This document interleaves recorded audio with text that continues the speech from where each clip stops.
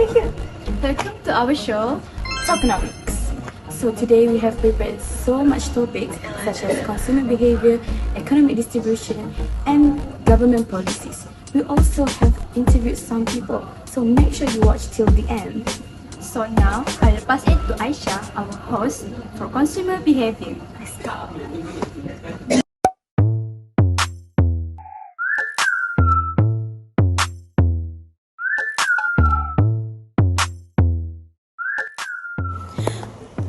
Miss, do you have a time?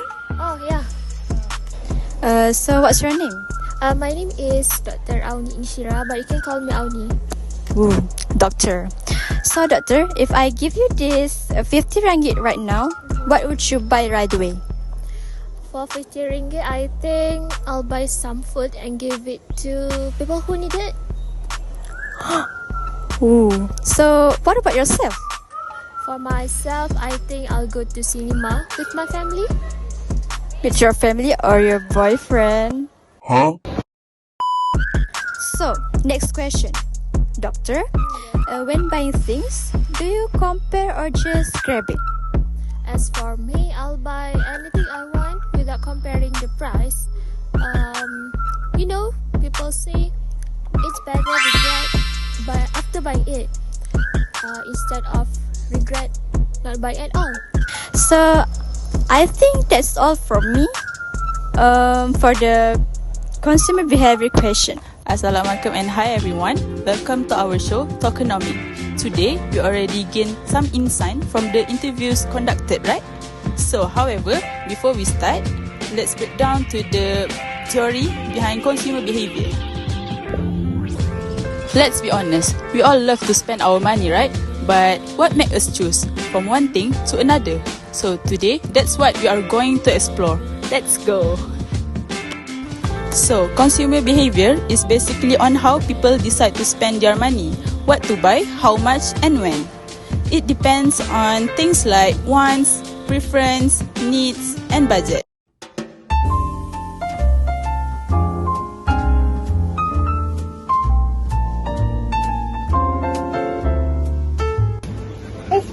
I only have 3 ringgit.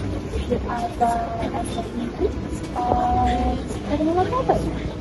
Up to you. But didn't you say you want to buy ice cream just now? But my tractor looks so good. Suddenly my body needs some juice. I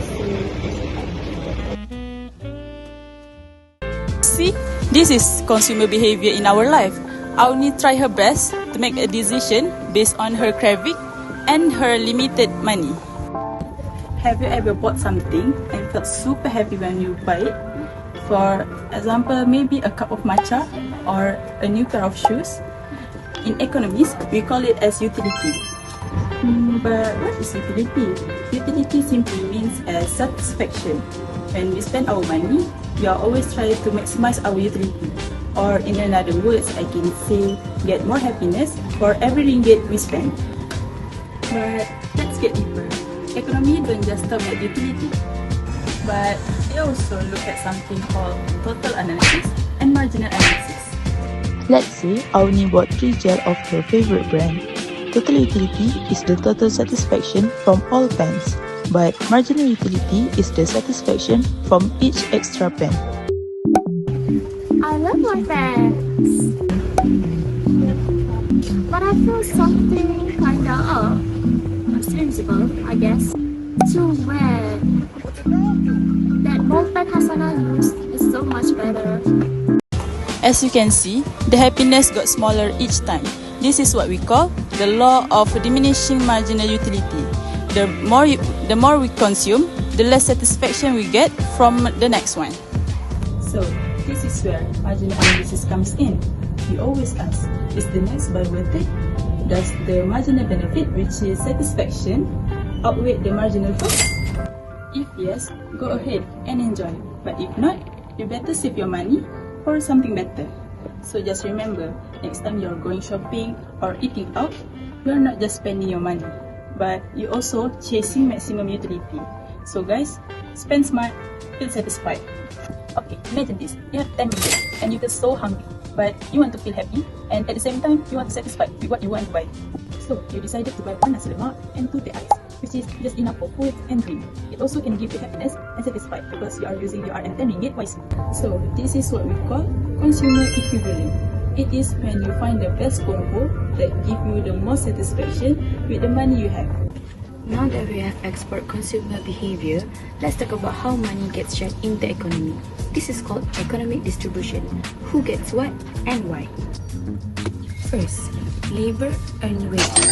And in a perfectly competitive labor market, wages are determined by supply and demand, not just workers or bosses alone. When the demand for workers are high, such as during Eid Mubarak or sale season like Black Fridays, the wages will go up. However, when jobs are limited, the wages will go down. The labor market adjusts naturally based on competition. In this kind of market, everyone is the price taker. That means firms can't pay below the market wage, or else no one will work for them. Hi miss, are there any vacancies? Nothing fancy. I'm looking to be a barista at your cafe. Of course there is. 5 ringgit per hour. We also give free food for the staff if you get lucky. That's too low. I also struggle with transportation to this place. I don't think it's worth for my energy and time. Workers also can't ask too high, or else firm will hire someone else. We pay 8 ringgit per hour, but we also let our workers rest for 30 minutes by exchanging shift. You want it? But boss, can you add more for the pay? 10 ringgit per hour. Of course not. If you don't want the job, the exit is right there. And that is how it works. In Malaysia, you can see this in retail, food service, and also part-time work. Next is rent, the reward for the land. In recording theory, rent comes from differences in productivity. More fertile and strategic land, more rent. But in modern theory, rent is just payment for using land, no matter how productive it is. So basically, recording theory is based on how special or productive your land is. But in modern theory, everyone has to pay for the land, regardless. As we all know, entrepreneurs take risk. And what do they earn? That's right, they earn profit. There are two kinds of profit. First is normal profit. Normal profit is the minimum income that is needed to stay in the business. Meanwhile, economic profit is what's left after covering all the costs, including opportunity costs. So, if you're earning just to survive, that's normal profit. However, if you're enjoying your time with extra income after all the expenses, that is economic profit. When people hear about capital market, it sounds fancy, but it's actually pretty simple.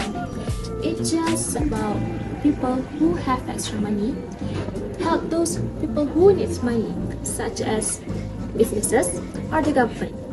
It goes for the long-term borrowing and lendings. This happens through things like stocks, bonds, and loans.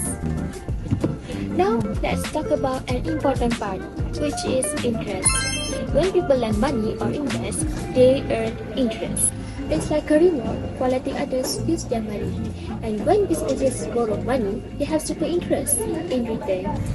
Interest is the price of the money. When more people borrow, interest rate will go up.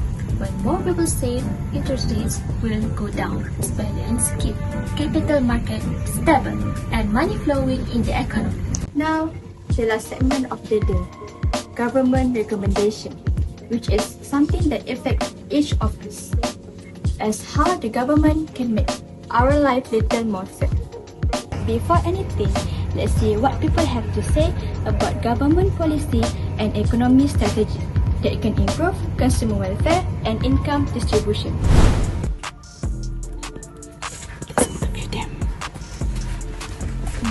Hello guys, can I interview you guys? Yes, of course. Quick question for you two beautiful girls. But before that, can you please introduce a bit about yourself and what course are you in?